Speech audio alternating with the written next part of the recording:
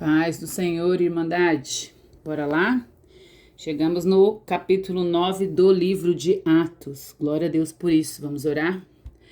Deus querido, bondoso, nosso, a quem nós chamamos de nós por sua graça, porque o Senhor assim nos permitiu.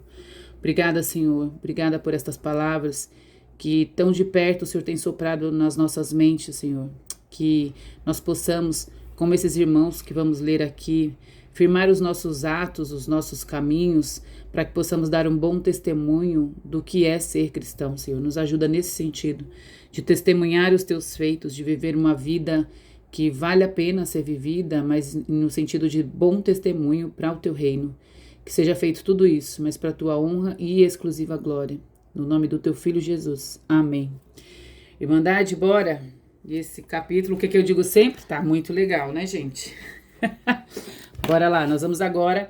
Lembrem-se que nós falamos alguns capítulos atrás, a gente falou sobre Saulo, aqui ó, no 8, quando aconteceu ali a morte do primeiro mártir da igreja, que foi Estevão. Lembram disso? Foi apedrejado. E Saulo estava ali, era um jovem, né? Depositaram ali aos seus pés as túnicas daqueles que os apedrejavam ali também. E Saulo estava consentindo, tá vendo aqui? Consentindo com a morte de Estevão. E aí começou aqui toda uma situação, nós vimos outras histórias. E agora nós vamos descobrir quem é este Saulo, mais conhecido também como Paulo, né? E aí essa questão do nome é só a forma de pronúncia mesmo, tá? Eu vou falar dele como Paulo. Não tem divergência em relação a isso, então eu não vou nem entrar nesse mérito, tá? Vou chamá-lo de Paulo. E sei que depois é que a gente começa a ver o nome dele aqui como Paulo, mas eu já me acostumei a chamá-lo de Paulo, vai ser Paulo. E vamos lá. Vou ler aqui só o início e a gente vai ler um outro, eu até anotei aqui, tá vendo Atos 22, só pra gente entender quem ele é, tá? E aí diz assim, ó, Enquanto isso, Saulo ainda respirava ameaças de morte. Olha isso. Saulo ainda respirava ameaças de morte contra os discípulos do Senhor, dirigindo-se ao sumo sacerdote. E aí ele pediu cartas para as sinagogas de Damasco, de maneira que caso encontrassem ali alguns homens ou mulheres que pertencessem ao caminho, os levasse presos para Jerusalém. Então vocês viram, esse era Paulo, né? O que ele queria? Cartas para ir prendendo pessoas. E ó, como ele ameaçava, respirava ameaças de morte. E aí eu separei aqui Atos 22 para ler, só vou ler mesmo para a gente entender quem era Paulo, tá? Aqui a gente já tá chamando ele de Paulo. Diz assim, ó, sou judeu, é ele se descrevendo, tá? Sou judeu, nascido em Tarso, por isso que é Paulo de Tarso, tá? Nascido em Tarso da Cilícia, mas criado nesta cidade, fui instruído rigorosamente por Gamaliel na lei dos nossos antepassados, sendo tão zeloso para com Deus quanto qualquer um de vocês.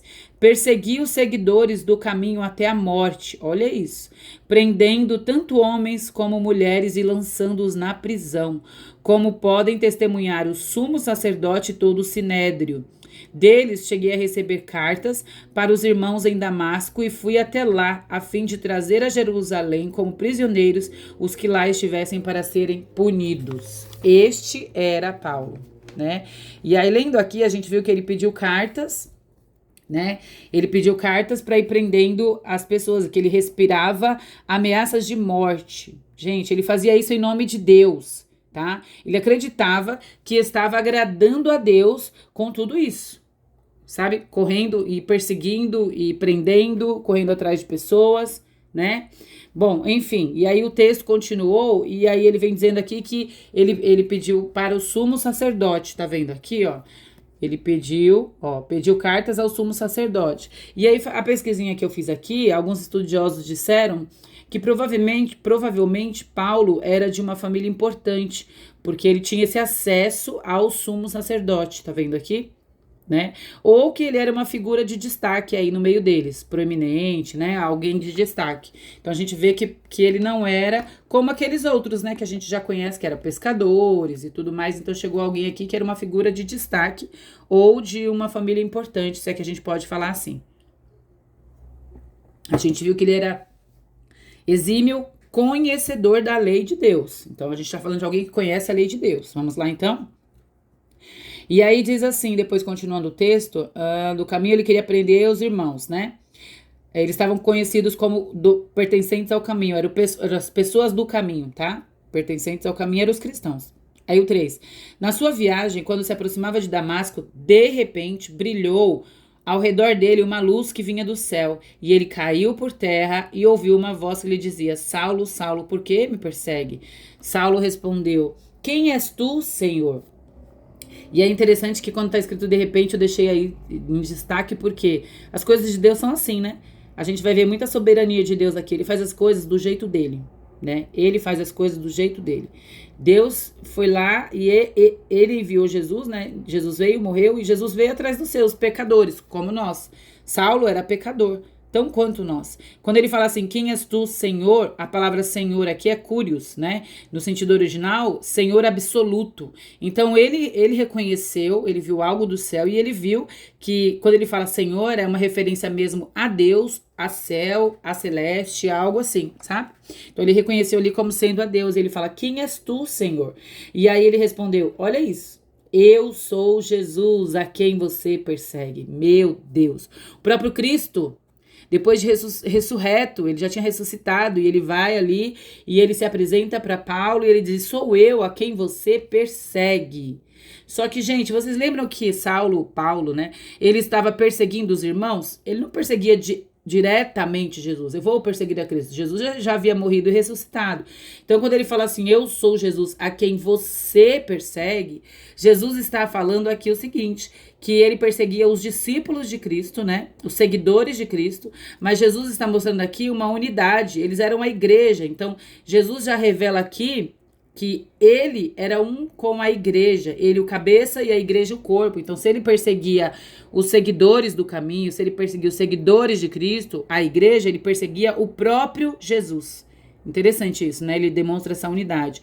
E aí Jesus dá orientação para ele, fala, levante-se, entre na cidade, alguém lhe dirá o que você deve fazer. Tem uns outros capítulos à frente que a gente vai ver, e aí, como nesse que eu li, que fala mais sobre ele, sobre essa situação, e a gente vai entender depois, tá? E aí, os homens que viajavam com Saulo pararam emudecidos, porque eles ouviram a voz de Jesus foi ouvida por eles, mas eles não viram ninguém. Saulo levantou-se do chão, abriu os olhos, e aí ele foi, né, pra lá, não comeu nada, nem bebeu durante 3 dias, e ele ficou, abriu dos olhos, não conseguia ver nada, ele ficou cego, tá? Em Damasco havia um discípulo chamado Ananias, dá pra ver. Já tá aqui embaixo, deixa eu subir. Aí aqui o texto continua e diz assim, deixa eu pôr o dedo para não passar. Em Damasco havia um discípulo chamado Ananias. Tá torto ainda. O Senhor o chamou numa visão. E aí o Senhor vem e diz assim, Ananias, né? E aí eu até anotei aqui, Ananias conhecia o Senhor. Porque Ananias responde o quê? Olha aqui, aqui estou, Senhor. E no versículo 5, quando Jesus aparece para Saulo, ele diz assim, quem és tu? Aí Jesus precisa se revelar e dizer, eu sou Jesus. Quem és tu? E Jesus falou com ele também, Saulo, Saulo. E ele, quem és tu? Quem é o Senhor? E Ananias não. Ele fala, Ananias fala, aqui estou, Senhor. Olha que coisa incrível, né? E que nós possamos ser estes, viu? Nós precisamos conhecer a voz do Senhor. Ele diz que as ovelhas conhecem a sua voz, viu? E aí o texto vem discorrendo aqui, que eles vêm nessa dinâmica. E aí acontece uma coisa interessante. Porque Ananias respondeu assim, Senhor, tenho ouvido muita coisa a respeito desse homem, de todo o mal que ele tem feito aos santos em Jerusalém. E aí, até das cartas para prender as pessoas, ele já tinha escutado. Ele fala isso, ele começa a ter uma conversa ali com o Senhor. Ele fala, Senhor, esse homem não, Senhor. É isso que ele está dizendo. Ele está dizendo para Jesus, Jesus, esse não dá para salvar. Esse não, Senhor. Esse é mau. Esse é pecador ao extremo, é mais pecador do que a gente. Olha isso. Nós fazemos isso o tempo todo, né, gente? Tem algumas pessoas que a gente aponta e fala assim, Senhor, esse não. Uma vez eu passei por uma coisa assim. né? De imaginar, Senhor, aquele não. Às vezes a gente julga as pessoas tão mal, e porque é nas maldades dela. Paulo, aqui, eram só maldades, ele respirava ameaças de morte, ele levava eles à morte, ele os prendia, torturava, tá escrito no texto que a gente leu. Então, esse homem, mesmo sendo um homem de Deus, Ananias, porque ele tem esse diálogo com o próprio Senhor, ele tem essa ousadia de falar, Senhor, esse não. E aí o Senhor, no versículo 15, ele diz assim, ó, o Senhor, porém, disse a Ananias, vá, este homem é o instrumento que eu escolhi para levar o meu nome. Aí ele fala para levar aos gentios e reis e tal. E aí ele tá dizendo assim, ó, o Senhor foi quem escolheu ele. O Senhor tinha escolhido alguém que ninguém escolheria. Essa foi a minha conclusão. O Senhor escolheu alguém que ninguém na terra escolheria. Nós julgamos pelo que nós vemos, isso é muito comum, né? Mas Deus, ele conhece mais do que a nós mesmos. A escolha dele é por algo que nem a gente mesmo sabe que nós temos. Porque Saulo não foi atrás de Cristo. Cristo é que foi atrás dele, né? E aí no 17, diz assim, então Ananias foi, encontrou, impôs as mãos. Quando Ananias chega lá, me chamou a atenção que ele já chega e já fala assim, irmão Saulo, o Senhor Jesus, que apareceu no caminho por onde você vinha, enviou-me para que você voltasse a ver e fosse cheio do Espírito Santo. Ele já chama, olha aqui, ele já chama irmão Saulo. Em obediência, Ananias entendeu que Saulo tinha sido convertido dos seus maus caminhos. E aí já não o acusa mais, como ele acusou ali diante de Jesus. Jesus falou, ele é o escolhido. Então, Ananias o trata como o escolhido, o chama de irmão. Ó, tudo se fez novo, uma nova identidade para Paulo.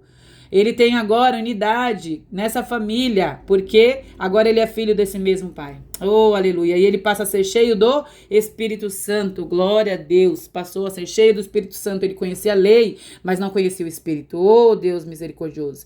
Imediatamente as escamas caíram dos olhos, né? Ele foi batizado, gente, olha isso. Depois de comer, recuperou as forças. Então agora eu escrevi aqui, ele não era mais discípulo de Gamaliel. Agora ele é discípulo de Cristo. Porque nós vimos que ele era discípulo de Gamaliel.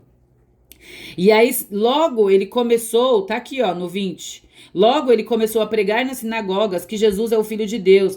Aí você fala assim, mas ele tinha instrução, ele conhecia a lei, ele era estudioso, fariseu. Sim, tudo isso é verdade. Mas logo nós podemos também testemunhar o que Jesus fez na nossa vida. Talvez você não conheça a Bíblia e seja a primeira vez que você está lendo, está começando a conhecer as Escrituras. Mas logo é para nós também, porque nós podemos testemunhar do que Deus fez. Nós somos palavras que andam, né? Pregação do Evangelho que está andando por aí. Então nós podemos também testemunhar. O nosso testemunho é válido aqui como pregação também, a pregação viva, né? E aí as pessoas ficavam atônitas falando, não é esse o homem que veio, que pediu cartas, que queria matar, e as pessoas ficaram confusas, né? Só que aí Paulo, tá escrito aqui, ó, Saulo se fortalecia, tá vendo? E aí teve uma mudança radical, né? Porque ele demonstrava que Jesus é o Cristo. Eu falei, nossa, para demonstrar é pelos seus atos também, não é só pelo que ele verbalizava. Então ele mudou radicalmente. E aí os judeus ficaram sabendo o que tinha acontecido e tentavam matar ele, já mandaram matar. Ele também ficou sabendo que estavam tentando contra a vida dele, conseguiram, os irmãos ajudaram ele a fugir, ele fugiu num cesto, a história é bem interessante, leiam depois, aqui é bem grande, tá? Bem interessante. Ele fugiu e aí é introduzido aquele homem que eu lembro que eu só falei uma vez no finalzinho dos capítulos anteriores, eu falei assim, ó, guarda o nome desse homem que é bem interessante, ó, Barnabé, olha, Barnabé da Consolação, Barnabé. E aí chega aqui a vez de Barnabé, porque quando Paulo, ele foi para Jerusalém, quando ele chegou lá, ele quis se juntar aos discípulos. Mas todo mundo tinha medo dele, gente, porque eles não acreditavam que realmente ele tinha se convertido, né, dos maus caminhos dele, que ele não era mais um perseguidor. E se ele fosse um infiltrado, eu fiquei pensando, né, poderia ser. Ele poderia tá fingindo ali, se infiltrou para poder levar mais irmãos à morte. E aí no 27, Barnabé o levou aos apóstolos, olha isso, aos apóstolos, né? Então levou aos apóstolos e lhes contou. Aí Barnabé dá o testemunho a respeito da vida de Paulo. Ele fala assim, né? Olha, no caminho o Senhor apareceu para eles, o próprio Jesus, e ele tem pregado. E ali sim, falando, ó, pregando corajosamente o nome do Senhor, tentaram matá-lo, aí ele conta tudo isso aqui, né? E aí sim ele foi aceito por conta dessa validação que Barnabé fez em nome de Saulo. Olha que coisa linda, eu achei isso maravilhoso, né? Ele diz, não, podem receber ele, porque ele realmente é convertido no Senhor Jesus. E aí a igreja, gente, achei tão raro ver isso aqui na Bíblia, ó, a igreja passava por um período de paz em toda a Judéia. Oh, Deus. Galiléia e Samaria, ela se edificava e encorajada pelo Espírito Santo, ó, quem encoraja a igreja, quando a gente está movido de coragem para fazer, para avançar, é o Espírito Santo. E crescia em número, vivendo no temor do Senhor. Então, em tempos de paz, nós podemos crescer também, porque tá aqui, tem gente que fala que é só na perseguição, mas não, há tempos de paz em que a igreja cresce também. E aí, introduzida aqui a história de Enéas e Dorcas. Pedro foi visitar os irmãos, os santos, né, os irmãos que viviam em Lida. E aí Pedro foi ali visitar os irmãos, até o próximo capítulo até o 12 eu acho, a gente ainda fala de Pedro. Pedro foi visitar os irmãos, ali tinha um homem chamado Enéas, era paralítico, já tinha 8 anos que ele estava acamado, e Pedro toma ele pela mão e fala, levante-se, enrola a sua cama, e ele imediatamente ele ficou curado, aquele homem. Então aconteceu ali um discípulo, que foi um homem que foi curado, um paralítico, né, que foi curado por Pedro.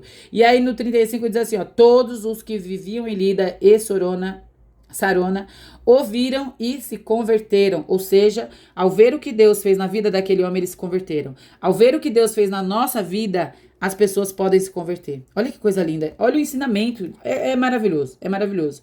Cuidado, gente, a gente precisa ter cuidado com os nossos atos. Pessoas podem desistir do evangelho por causa dos nossos atos, é verdade.